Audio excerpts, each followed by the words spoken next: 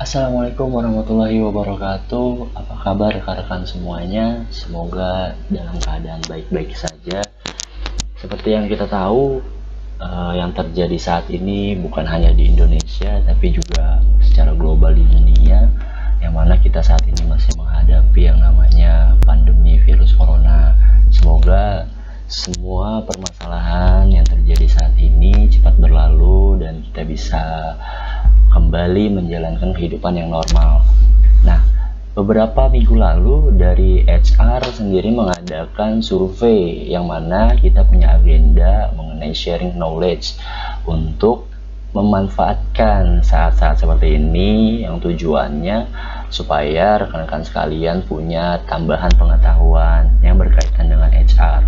Nah, waktu itu sih di grup pernah saya sampaikan mengenai survei online course and HR sharing, di mana tujuannya adalah untuk meningkatkan hard skill maupun kemampuan knowledge teman-teman di admin dan juga PGA untuk menunjang kinerja di cabang. Nah, kami di HR punya 3 materi yang nantinya akan kita sampaikan ke rekan-rekan sekalian. Yang pertama adalah Microsoft Excel. Nah, materi Microsoft Excel ini lebih kepada nantinya kita akan ngebahas mengenai fungsi-fungsi menu-menu yang ada di Excel yang mana bisa menunjang pekerjaan kita menjadi lebih efisien dan lebih baik. Nah, yang kedua adalah materi PPH 21 dari sisi perhitungannya sampai dengan kita tahu berapa sih besar potongan PPH 21 kita selama ini. Nah, yang ketiga adalah materi rewards management atau lebih pada materi basic mengenai payroll itu apa sih yang perlu teman-teman ketahui.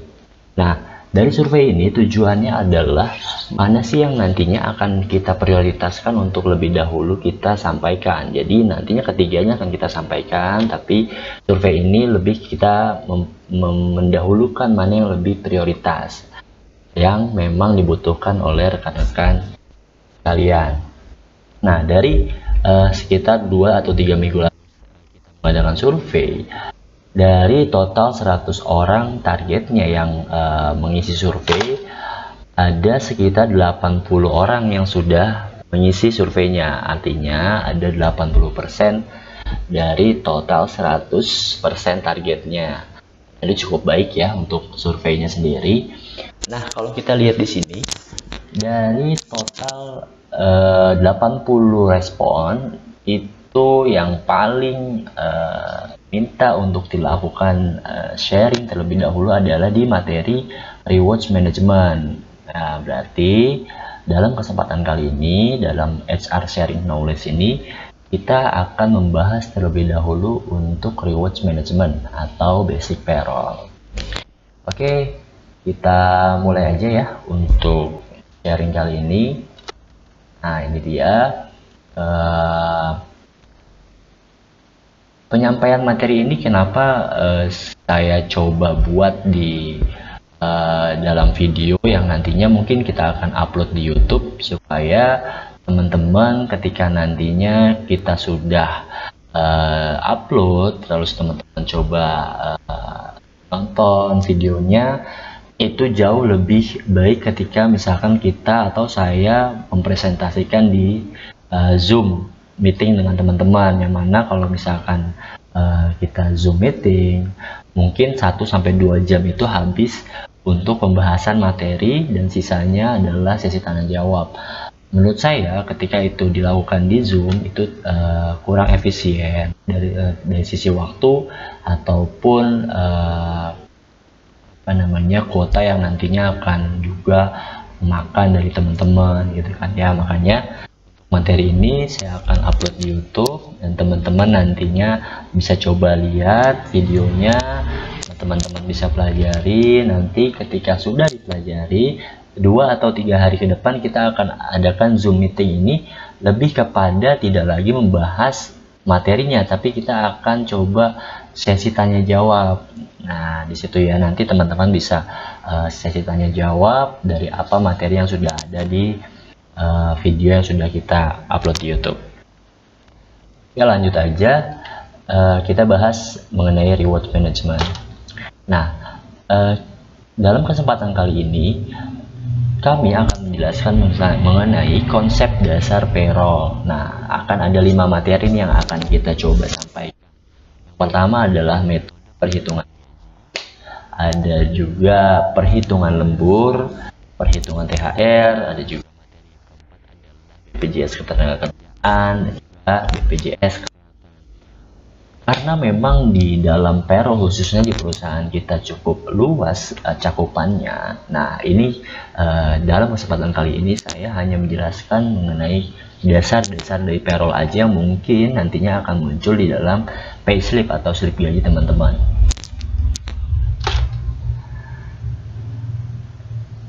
Nah, dilihat di sini dalam slide-nya adalah kita lihat kita akan membahas mengenai metode perhitungan gaji. Nah, metode perhitungan gaji itu ditentukan oleh beberapa faktor, teman-teman. Ada periode perhitungan, ada juga pembagi prorate atau pembagi proporsional. Nah, dalam periode perhitungan ada 3 atau bahkan lebih. Nah, ini umum digunakan oleh beberapa perusahaan. Jadi beberapa perusahaan bisa jadi ada salah satu perusahaan yang menerapkan periode perhitungan 1/31, ada juga yang menerapkan 16 ke 15 bulan selanjutnya dan sebagainya. Dan juga ada juga perusahaan yang menerapkan pembagi prorate-nya hari kalender, hari kerja aktif, hari tetap. Nah, kita akan membahas mengenai periode perhitungan yang 1/31 bulan berjalan dan pembagi prorate-nya adalah hari kalender. Kenapa kita membahas ini? Karena memang di perusahaan kita saat ini yang digunakan adalah metode 1/31 atau 1/30 bulan berjalan. Untuk pembagi prorate-nya adalah hari kalender. Hari kalender yang dimaksud adalah hari libur tetap dihitung ya teman-teman. Jadi misalkan contoh di bulan Juni ini secara total jumlah hari adalah 30, walaupun kita bekerja itu dari Senin sampai Jumat atau Senin sampai Sabtu. Biasanya kalau di head office itu ada 22 hari kerja, kalau di cabang itu ada 25 atau 26 hari. Nah, kalau hari kalender berarti kita anggap dalam 1 bulan adalah 30 hari untuk di periode Juni ini. Kalau misalkan di periode Juli yang total 31 ya berarti 1/31. Nah, dalam metode perhitungan gaji itu berlaku hanya untuk 2 hal. Yang pertama adalah karyawan baru dan yang kedua adalah untuk karyawan yang mengundurkan diri atau resign dan selanjutnya. Karyawan baru yang bergabung di pertengahan periode, tidak di awal periode. Jadi dari 2 hal tadi, karyawan baru dan mengundurkan diri, itu pun juga kita breakdown lagi. Karyawan baru yang mana nih yang berlaku untuk metode perhitungan ini? Karyawan baru yang dimaksud adalah karyawan yang memang dia join atau bergabung tidak di awal periode. Kalau dia joinnya di awal periode, contoh misalnya di bulan Juni, ada karyawan yang join di tanggal 1, berarti otomatis tidak berlaku nih metode perhitungan untuk menghitung secara proporsional, karena otomatis ketika dia join di tanggal 1, maka dia akan terima gaji adalah full, walaupun tanggal 1-nya itu adalah hari Minggu atau hari libur. Pada saat itu dia tidak langsung bekerja, itu juga terhitung ketika cara di perjanjian kerjanya tanggal 1, berarti dia akan menerima gaji full di bulan tersebut. Nah, metode perhitungan gaji proporsional ini berlaku ketika karyawan baru ini join tidak di awal periode. Misalkan dia join di tanggal 2, tanggal 10, tanggal 15, atau bahkan 1 atau 2 hari menjelang akhir bulan, itu berlaku proses perhitungan. Jadi memang itu sudah termasuk haknya karyawan yang harus dibayarkan. Lalu yang kedua adalah karyawan yang mengundurkan diri, resign, atau dia ya intinya resign gitu di pertengahan periode. tidak di tanggal 1. Sama halnya tadi seperti karyawan baru, kalau dia di tanggal 1, kebetulan kalau karyawan baru ketika dia join tanggal 1 justru dia dapat full.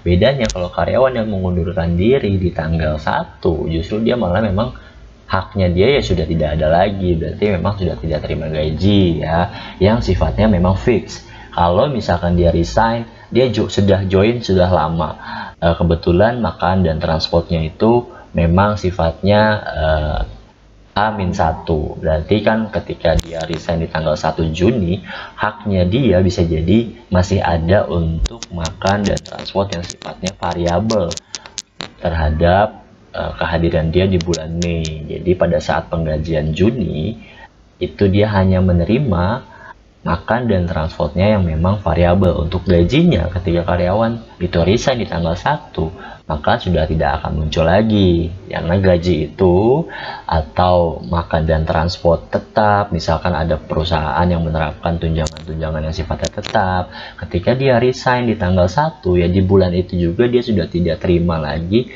pendapatan yang sifatnya tetap gitu ya. Jadi karena gaji dan upah-upah tetap itu sifatnya bulan berjalan, bukan sebelumnya. Berlaku juga untuk karyawan yang mengundurkan diri berarti di tanggal 2, di tanggal 10, tanggal 15 dan seterusnya. Nah, ini adalah salah satu contoh gimana sih cara kita bisa melakukan proses perhitungan gaji proporsional nih untuk teman-teman yang memang misalkan tahu ada karyawan yang join di pertengahan bulan, yang intinya tadi pada slide sebelumnya, intinya kalau dia joinnya setelah tanggal 1, nah ya, otomatis berlakulah perhitungan proporsional. Contoh perhitungan di sini adalah seorang karyawan join tanggal 16 Juni 2020 dengan gaji pokoknya adalah 2 juta rupiah. Berapakah gaji yang diterima pada bulan September 2020?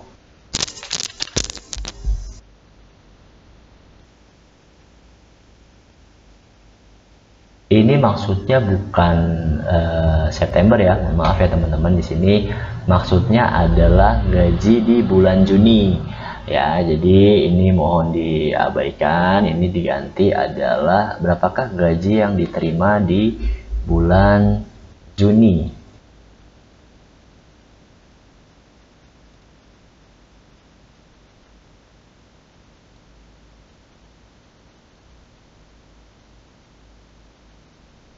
Ya, berapakah gaji yang dia terima di bulan Juni ya, di bulan Juni. Jadi berapakah yang dia terima di bulan Juni? Oke. Jika memakai perhitungan periode 1 ke 31 perhitungan hari kalender. Nah, ketika ada karyawan yang memang join di pertengahan bulan seperti ini di tanggal 16 Juni 2020, berarti kan misalkan kita terima gaji di tanggal 25 Juni ya, kita terima gaji di tanggal 25 Juni.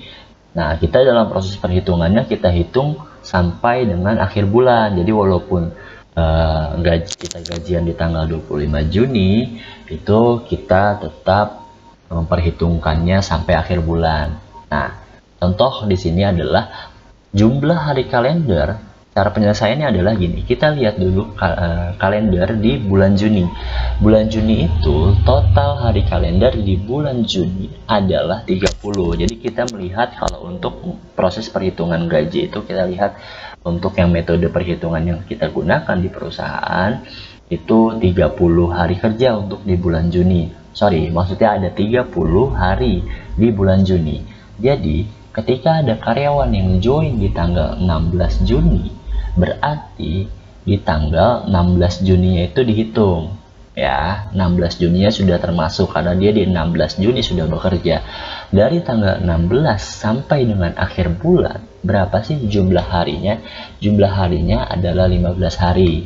Kita menggunakan metode hari kalender, jadi Sabtu dan Minggunya juga dihitung. Kalau di cabang ya hari Minggunya tetap dihitung, kalau di head office berarti di hari Sabtu dan Minggu dihitung.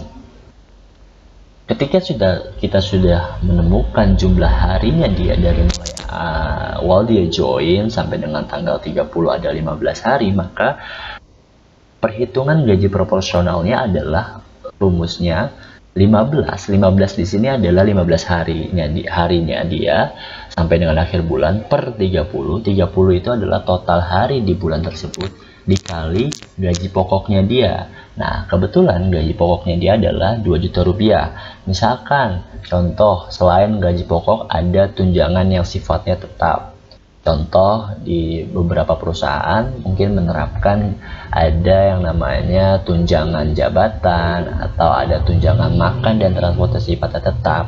Nah, itu berarti perlu dijumlahkan karena memang dia sifatnya tetap. Nah, kalau di contoh ini dia hanya memiliki gaji pokok 2 juta rupiah, berarti 15 per 30 dikali 2 juta rupiah sama dengan 1 juta. Jadi otomatis pada saat di penggajian bulan Juni 2020 di tanggal 25 misalkan dia gajiannya, dia menerima gaji, di slip gaji akan muncul nominal 1 juta rupiah. Seperti itu metode perhitungan untuk gaji proporsional karyawan yang baru join, ya, untuk karyawan new hire. Seperti itu teman-teman ya.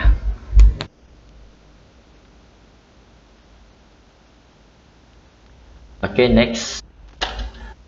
Nah, sekarang kita akan melakukan proses perhitungan untuk karyawan yang mengundurkan diri atau resign di pertengahan. Nah, di sini ada contohnya seorang karyawan yang resign per 11 Juni 2020 dengan gaji pokok sebesar Rp1.500.000. Berapakah gaji yang diterima pada bulan Juni ya? Sekali lagi ini mohon maaf, typo.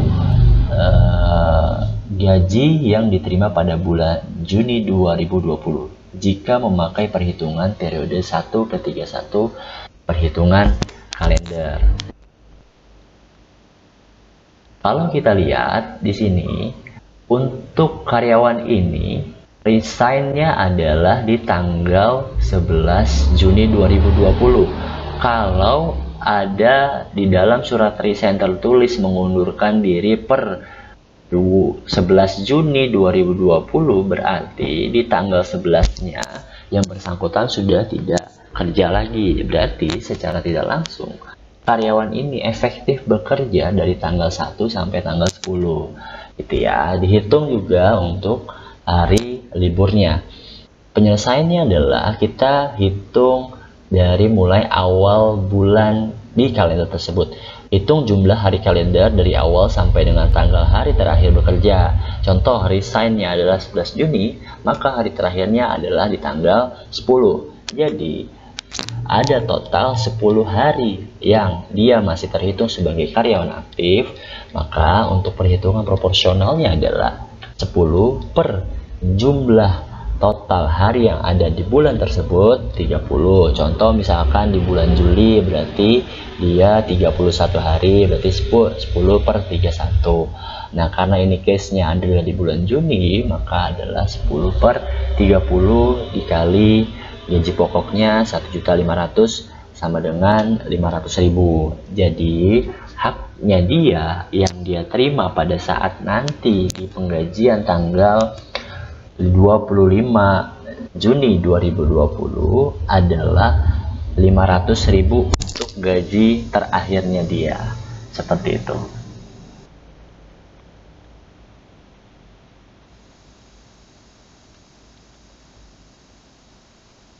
Oke, next.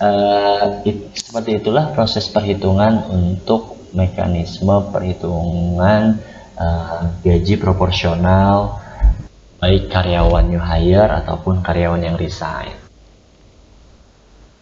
Nah, selanjutnya kita akan membahas mengenai mekanisme perhitungan lembur. Mekanisme perhitungan lembur sesuai dengan peraturan di negara kita itu tertuang dalam Cap 102 Permen per 4 2004. Itu dasar perhitungan lemburnya adalah upah bulanan dengan rumusan upah per jam. Nah, rumusnya adalah N jam dikali upah gaji sebulan per 173. Kita di sini nanti akan nge-breakdown apa sih yang dimaksud dengan N jam, ya kan? Lalu ada upah gaji sebulan dan 173. Yang dimaksud dari jam di sini adalah jam yang konversi ya rekan-rekan ya. Jadi bukan jam realnya dia. Contoh misalkan ada karyawan yang dia lembur, kan dia waktu kerjanya adalah dari jam 8 sampai jam 4 sore. Berarti ketika lewat dari jam 4 sore sudah terhitung lembur. Contoh misalkan dia ternyata lembur dari jam 4 sampai jam 7 malam, berarti dia lembur 3 jam real. Nah, yang dimaksud dalam rumus ini bukan jam real, jadi bukan 3 jam dikali upahnya dibagi 173, bukan ya. Jadi yang dimaksud di sini adalah jam konversinya dia. Lalu bagaimana cara kita untuk mencari jam konversinya? Nah, caranya adalah di sini sesuai dengan peraturannya, untuk perhitungan jamnya adalah seperti ini. Dia akan dibagi 2 waktu untuk perhitungannya. Pertama adalah hari biasa, yang kedua adalah hari libur. Nah, kalau yang kita ambil contoh misalkan yang bersangkutan lembur di hari biasa gitu kan, masuk jam 8 lalu pulang dia jam 7 malam, yang mana dia jam normalnya adalah jam 8 sampai jam 4 sore, maka dari jam 4 sampai jam 7 malam adalah 3 jam. Nah, 3 jam ini untuk di mekanisme perhitungan hari biasa atau hari kerja biasa, caranya adalah 1 jam pertama dikali 150% dikali upah per jamnya. Nah, 150% ini sama dengan 150 per 100 kan ya. Jadi bisa juga rumusnya perkecil atau dipersingkat seperti misalkan 1 jam pertama dikali 1,5. Itu sama aja dengan 1 jam dikali 150%. Lalu untuk sisa jam berikutnya dikali 200% atau dikali 2 dikali dengan upah per jam. Nah,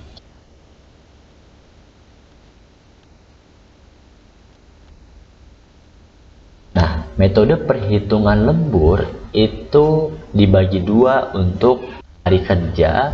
Ini hari lembur pada hari libur ya, untuk yang 5 dan 6 hari kerja. Contoh misalkan di head office itu 5 hari kerja, Senin sampai dengan Jumat. Perhitungannya adalah 8 jam pertama dikali 200% atau dikali 2 dikalikan upah per jam. Lalu jam ke-9-nya dikali 300% dikali upah per jam. Sisanya baru dikalikan 400% dikali upah per jam. Dan untuk rekan-rekan di cabang yang 6 hari kerja dari Senin sampai dengan Sabtu, maka untuk perhitungan lembur pada hari libur adalah 7 jam pertama dikali 200% dikali upah per jam. Lalu jam ke-8 dikali 300% dikalikan upah per jam. Sisa jam berikutnya dikalikan 400% dikalikan upah per jam gitu ya. Jadi tadi di slide sebelumnya adalah ini adalah rumusan untuk memperhitungkan jam lembur pada hari kerja biasa Senin sampai Jumat atau Senin sampai Sabtu, dan ini adalah perhitungan untuk hari libur dengan metode 5 hari atau 6 hari kerja itu ya. Nextnya, nah ini kita contoh soal untuk karyawan PT BCD lembur di hari kerja selama 3 jam dan lembur di hari libur selama 10 jam. Berapakah nominal lembur yang diterima jika gaji pokoknya adalah 2 juta rupiah? Oke.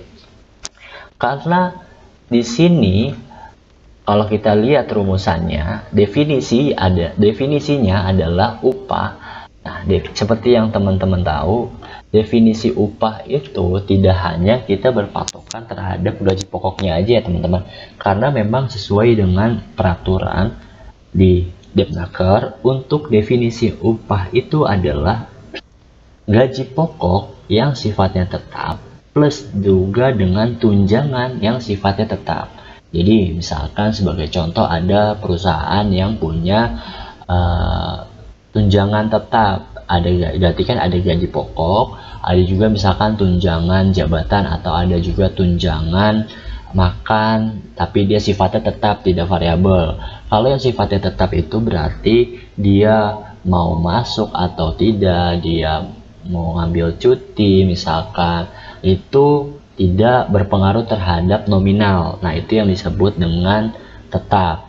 Kalau yang dia dipengaruhi oleh kehadiran, itu berarti bukan termasuk kepada golongan tunjangan tetap. Jadi tidak termasuk ke dalam definisi upah. Oke. Nah, sebagai contoh di sini adalah kebetulan untuk upahnya hanya gaji pokok. Karyawan ini lembur 2 hari, di hari kerja selama 3 jam, lalu di hari libur selama 10 jam dengan gaji pokok sebesar 2 juta rupiah. Penyelesaiannya adalah, atau teknis perhitungannya adalah, untuk lembur yang hari kerja biasa, kita lakukan perhitungan sesuai dengan rumusan tadi. 1 jam pertamanya dia dikalikan 150% dikali gaji pokok per 173, atau dikali upah per 173 ya. Berarti 1 dikali 150% dikali 2 juta rupiah per 173 sama dengan 17.341 rupiah.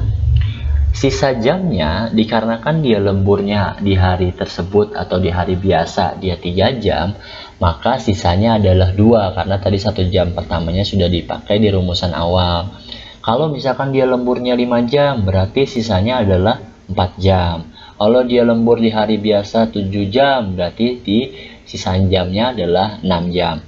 Nah, karena yang bersangkutan lembur 3 jam, maka sisanya adalah 2 jam dikali 200% dikali 2 juta per 173 sama dengan 46.242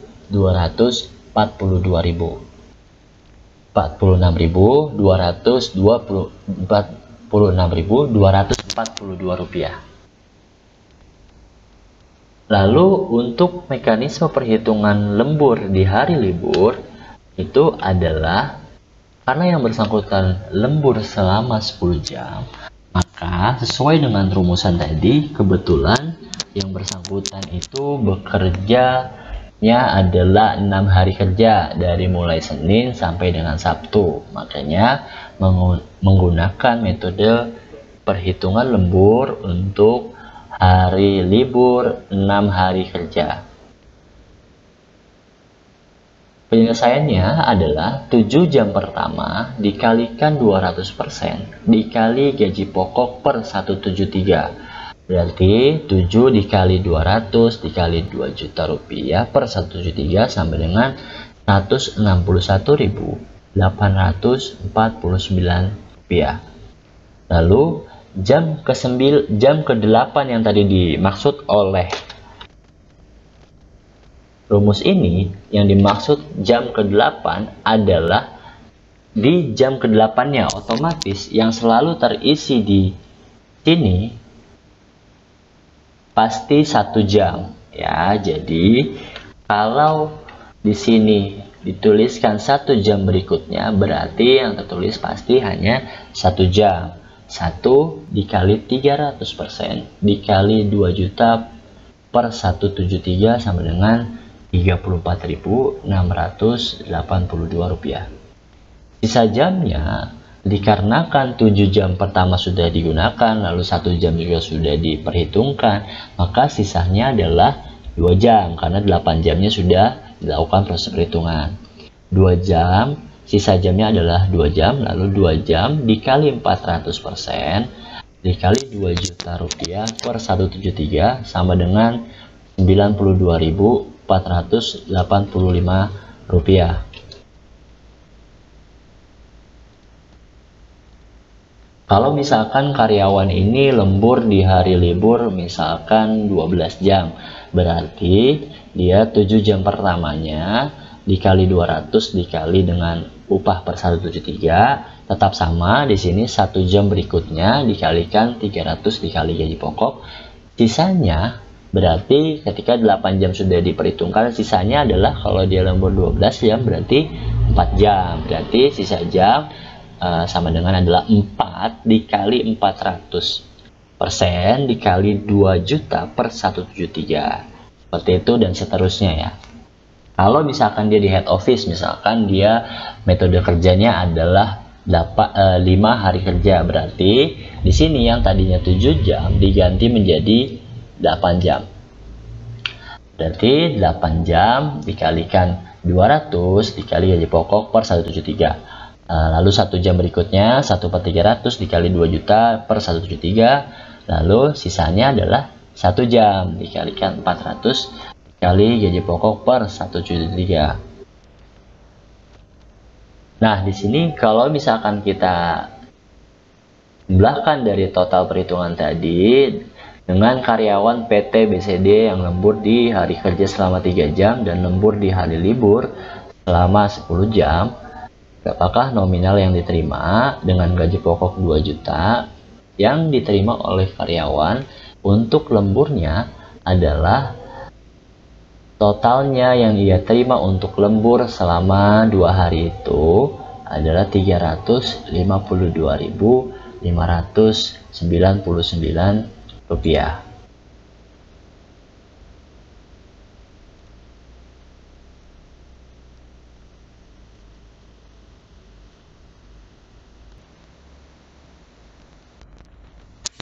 Oke, baik, next lagi ini tadi kita bahas mengenai perhitungan lembur. Oke, nah sekarang kita akan lanjut lagi ke materi selanjutnya adalah mengenai mekanisme perhitungan THR nih yang belum lama kita terima. Nah, itu tertuang dalam peraturan 104 garis miring Men per 1994 tentang tunjangan hari raya keagamaan. THR, definisi THR adalah pendapatan pekerja yang wajib dibayarkan pengusaha kepada pekerja atau keluarganya menjelang hari raya keagamaan berupa uang atau bentuk lain. Jadi, sifat pemberian THR adalah wajib. Kenapa sih wajib? Nah, nanti kita akan menjelaskan dalam slide selanjutnya. Nah, jadi pemberian THR itu selalu identik diberikan pada saat hari raya keagamaan. Nah, ada beberapa perusahaan yang memang memberikan hak THR-nya itu di masing-masing hari raya keagamaan sesuai dengan agamanya karyawan yang ada di perusahaan tersebut. Misalkan contoh ada agama Islam di sana, ada agama Kristiani, ada agama Katolik, ada agama Buddha, Hindu, dan lain-lainnya. Itu ada juga beberapa perusahaan yang memang melakukan pembayaran sesuai dengan tanggal hari raya keagamaannya. Tapi ada juga perusahaan yang menerapkan pembayaran THR-nya itu hanya 1 kali di 1 hari raya keagamaan tertentu.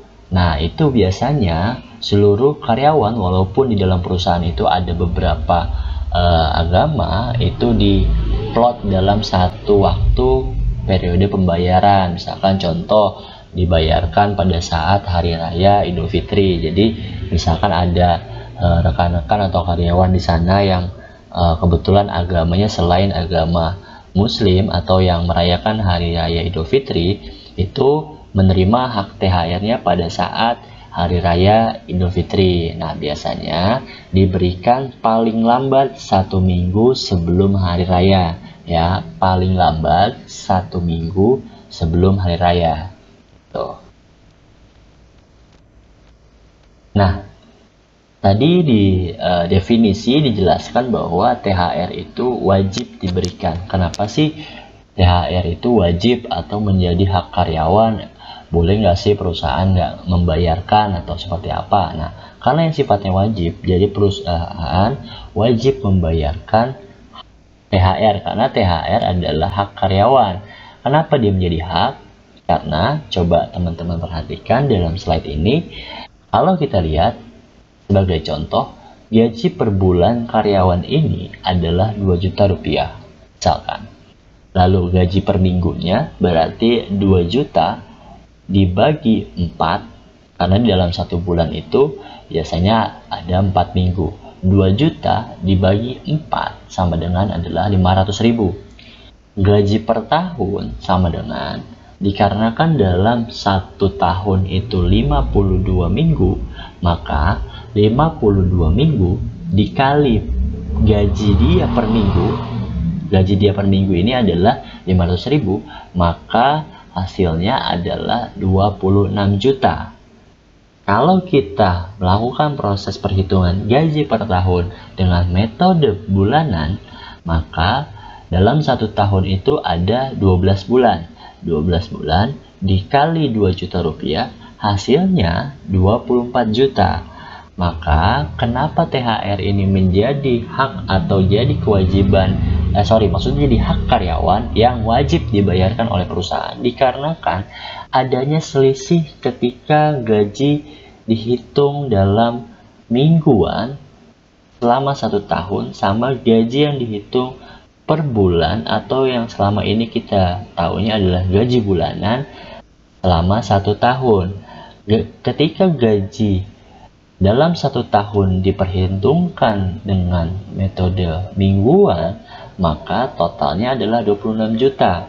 Sedangkan ketika gaji dalam setahun diperhitungkan dalam bulanan, totalnya adalah 24 juta. Maka selisihnya sama dengan 1 bulan gaji atau 2 juta rupiah. Makanya THR lalu diberikan sebesar 1 kali gaji.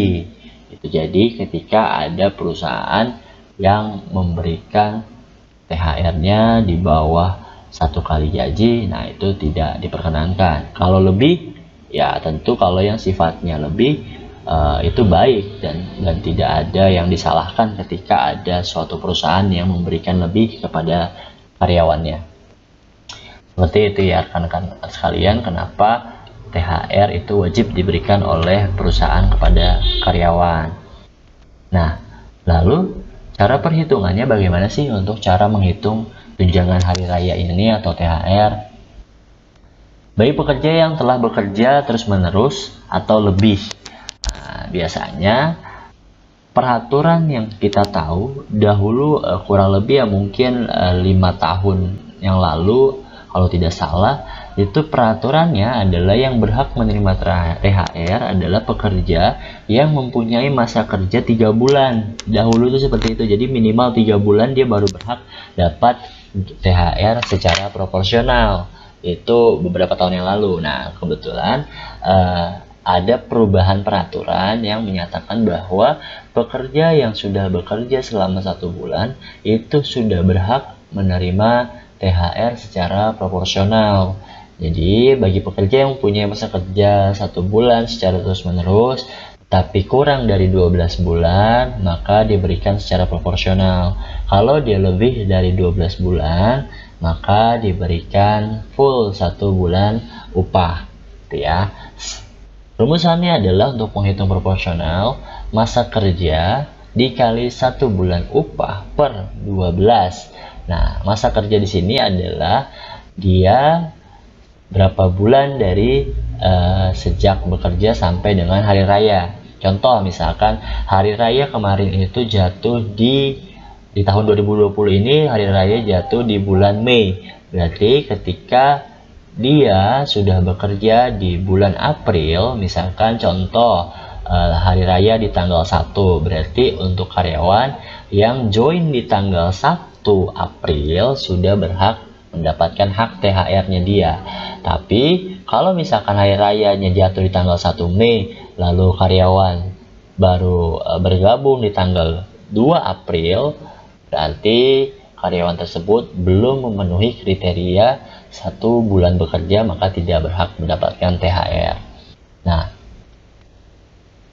seperti sama halnya dengan lembur tadi, di sini ada yang namanya bahasa upah. Jadi bahasanya bukan gaji pokok sebenarnya. Makanya untuk rumusan THR ini adalah masa kerja dikali 1 bulan upah. Nah, upah yang tadi saya sampaikan di awal adalah gaji pokok plus tunjangan yang sifatnya tetap atau tidak dipengaruhi terhadap kehadiran. Dibagi 12. Nah, 12 ini adalah jumlah bulan dalam 1 tahun. Seperti itu rumusan singkat sebenarnya untuk perhitungan THR ya rekan-rekan ya.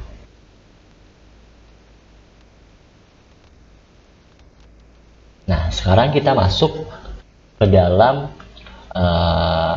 rumusan program BPJS Ketenagakerjaan. BPJS itu adalah Badan Pengelola Jaminan Sosial Ketenagakerjaan. Jadi ada 2 nih BPJS. Yang pertama adalah BPJS Ketenagakerjaan yang mungkin familiar dahulu itu disebut dengan sebutan Jam Sostek. Nah, sekarang berubah nama menjadi BPJS Ketenagakerjaan yang belakangan saya dengar-dengar juga akan berubah lagi namanya menjadi BP Jam Sostek. Nah, di dalam BPJS Ketenagakerjaan merupakan program pemerintah yang memberikan perlindungan bagi tenaga kerja yang meliputi. Jadi seluruh perusahaan wajib mendaftarkan karyawannya untuk program-program yang ada di BPJS Ketenagakerjaan. Nah, ada 4 program di BPJS Ketenagakerjaan. Yang pertama adalah JKK. JKK itu adalah Jaminan Kecelakaan Kerja. Yang kedua adalah Jaminan Kematian atau JKM. Yang ketiga adalah Jaminan Hari Tua atau JHT. Dan yang keempat adalah atau yang disebut dengan JP yang merupakan program terbaru itu efektif per 1 Juli 2015. Jadi ada 4 program di dalam BPJS Ketenagakerjaan. Nah, di dalam 4 program ini ada porsi-porsinya nih rekan-rekan sekalian. Jadi ada porsi perusahaan, ada porsi tenaga kerja. Nah, ini adalah tabel porsi dari BPJS Ketenagakerjaan. Untuk JKK, Jaminan Kecelakaan Kerja, itu untuk iurannya ada range-nya teman-teman. Range-nya itu adalah 0,24% sampai 1,74%. Nah, 0,24% merupakan iuran terendah dari Jaminan Kecelakaan Kerja. Nah, 1,74 adalah yang tertinggi. Kenapa sih ada range-nya? Nah, range ini tuh lebih kepada memberikan perlindungan tenaga kerja sesuai dengan tingkat resiko pekerjaan. Biasanya ada beberapa perusahaan yang memang mendaftarkan atau mengiurkan karyawannya dengan range yang lebih tinggi. Misalkan sebagai contoh, karyawan yang bekerja di oil and gas atau bekerja di ketinggian atau bekerja di penerbangan yang mana risiko pekerjaannya lebih tinggi, biasanya perusahaan tersebut juga memberikan perlindungan kecelakaan kerjanya dengan mengiurkan yang lebih tinggi dari biasanya. Nah, kalau misalkan perusahaan yang menerapkan risiko pekerjaannya rendah, misalkan di administrasi, sales atau segala macam, itu biasanya cukup mendaftarkan di batas yang terendah adalah 0,24%. Di perusahaan yang saat ini kita berada, untuk jaminan kecelakaan kerjanya adalah 0,24%. Dan ini menjadi beban seluruhnya adalah di pemberi pekerja. Jadi tenaga kerja tidak dipotong atau tidak perlu mengiur gitu ya, cukup dari pemberi kerja saja. Nah, yang kedua adalah jaminan kematian. Nah, jaminan kematian ini besarannya adalah 0,3%. Beda dengan JKK yang punya range. Kalau jaminan kematian itu sama. Jadi mau dia resiko pekerjaannya tinggi atau rendah, tetap jaminan kematiannya adalah 0,3%. Oke. Dan sama halnya dengan JKK, JKM ini dibebankan hanya untuk pemberi kerja. Jadi tenaga kerja tidak perlu melakukan iuran untuk jaminan kematian. Selanjutnya adalah untuk JHT atau jaminan hari tua. Iurannya secara total adalah 5,7%. Nah, untuk JHT itu terbreakdown. Untuk pemberi kerja adalah 3,7%, untuk tenaga kerja adalah 2%. Selanjutnya adalah untuk jaminan pensiun. Jaminan pensiun secara total iur adalah 3%. Untuk pemberi kerjanya adalah 2%, tenaga kerjanya adalah 1%. Jadi secara total baik pemberi kerja ataupun tenaga kerja, total iuran ke BPJS Ketenagakerjaan adalah 9,24%, dengan 6,24% adalah pemberi kerja, 3% adalah tenaga kerja. Nah, persentase ini dihitung berdasarkan jumlah atau total upah karyawan. Nah, definisi upah, sekali lagi saya ingetin, definisi upah adalah gaji pokok plus tunjangan tetap. Berarti ketika kita punya gaji pokok sebesar 2 juta misalkan ya, berarti ketika kita dengan punya gaji pokoknya adalah 2 juta, berarti dia akan melakukan proses iurnya adalah 0,24% dikali 2 juta untuk JKK, lalu 0,3% dikali 2 juta untuk jaminan kematian, lalu 3,7% JHT versi pemberi kerja dikalikan 2 juta, lalu 2 juta dikalikan 2% untuk JHT yang akan dipotong ke tenaga kerja. Untuk JP-nya 2% dikalikan 2 juta akan diiurkan dari pemberi kerja, 1% dikalikan 2 juta akan dipotong di tenaga kerja. Jadi secara total yang dipotong di slip gaji yang menjadikan kewajiban dari tenaga kerja adalah 3% dikalikan dari upahnya. Itu total potongan untuk BPJS Ketenagakerjaan.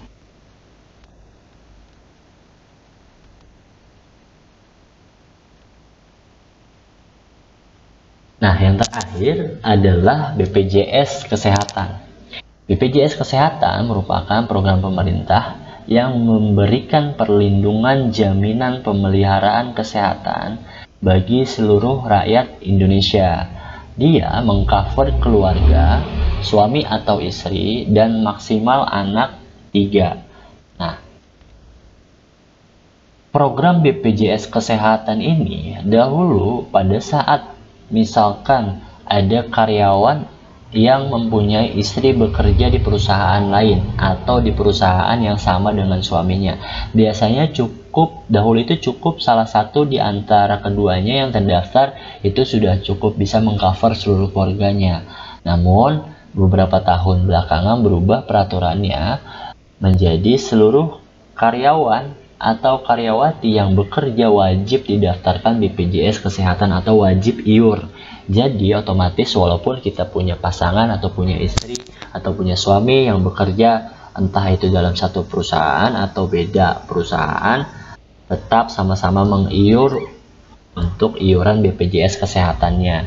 Nah, batasan untuk anak yang tercover oleh BPJS Kesehatan maksimal di umur 21 tahun. Jadi ketika kita punya anak yang sudah berumur 21 tahun lebih 1 hari, maka otomatis sudah tidak tercover oleh BPJS Kesehatan ya. Ini untuk BPJS Kesehatan maksimal usia 21 tahun. Untuk beberapa perusahaan ada juga yang misalkan punya asuransi lain, biasanya ada yang mengikuti dengan batasan maksimum BPJS Kesehatan atau ada juga yang punya kebijakan sendiri, misalkan contoh 23 tahun. Jadi otomatis berbeda kebijakan antar dua jenis asuransi yang mengcover untuk karyawan tersebut. Jadi contoh misalkan ada karyawan yang punya usia anaknya 21 tahun, berarti di BPJS Kesehatannya sudah tidak tercover, tapi di asuransi lain di perusahaan tersebut masih mengcover karena di perusahaan tersebut mempunyai batasan untuk sumbangan rumah sakitnya adalah usia 23 tahun untuk anak. Jadi masih ada 2 tahun setelah dia nonaktif di BPJS Kesehatan, masih ada 2 tahun dia masih tercover di asuransi yang lain gitu. Nah, untuk iuran BPJS itu juga breakdown juga antara pemberi kerja dan tenaga kerja. Yang menjadi beban pemberi kerja adalah sebesar 4% dari upahnya. Kalau untuk tenaga kerja adalah 1% dari upahnya.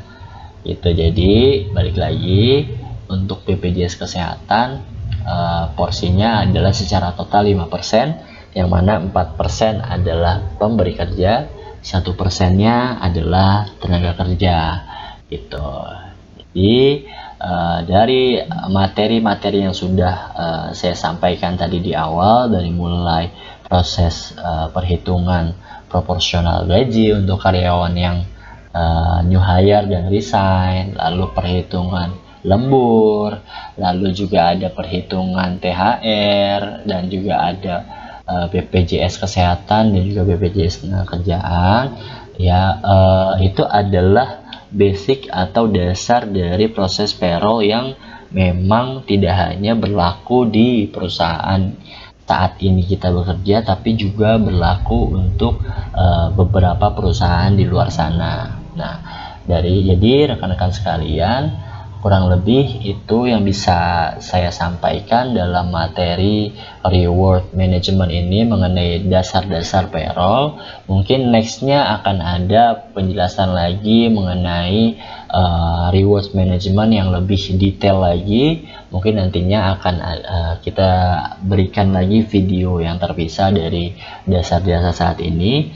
Nah, setelah pembahasan ini, nanti rekan-rekan sekalian akan saya berikan untuk undangan Zoom atau kita meeting virtualnya, yang mana kita lebih memfokuskan kepada sesi tanya jawabnya saja terhadap materi yang sudah disampaikan ini. Nah, nantinya di meeting Zoom itu kita hanya membahas tanya jawab. Nanti teman-teman bisa bertanya, nanti kita bantu jawab dari sesuai dengan materi yang kita bahas saat ini. Nah, nanti di video itu dari pertanyaan-pertanyaan, kalau misalkan saya buka di dalam Zoom, mungkin nantinya akan kurang efektif untuk kita jawab, karena bisa jadi ada satu yang berbicara lalu ada lagi yang bertanya segala macam. Maka menurut saya akan lebih baik teman-teman bisa menuliskan komentar di dalam video ini yang nantinya akan saya upload di YouTube. Nanti teman-teman bisa menuliskan di kolom komentar pertanyaannya mengenai materi ini. Nah, nanti dari komentar-komentar teman-teman di dalam video tersebut nantinya yang akan kita bahas di dalam meeting Zoom yang akan kita lakukan mungkin 2-3 hari setelah teman-teman bisa lihat video ini yang sudah kita upload di YouTube. Nanti videonya akan kita link videonya kita akan kirimkan melalui grup WhatsApp. Itu teman-teman sekalian, mungkin dari saya itu yang bisa disampaikan mengenai materi kali ini. Tentunya kita masih ada beberapa materi ke depannya yang tujuannya balik lagi supaya di tengah kondisi saat ini kita masih ada semangat untuk menambah kemampuan atau menambah ilmu yang tujuan akhirnya adalah mempermudah pekerjaan kita ke depannya. Semoga apa yang saya sampaikan ini bermanfaat. Mohon maaf apabila dalam penyampaian materi ini ada kesalahan atau terlalu cepat. Untuk teman-teman, mudah-mudahan ini bisa jadi perbaikan. Terima kasih yang sudah menonton video ini. Assalamualaikum warahmatullahi wabarakatuh.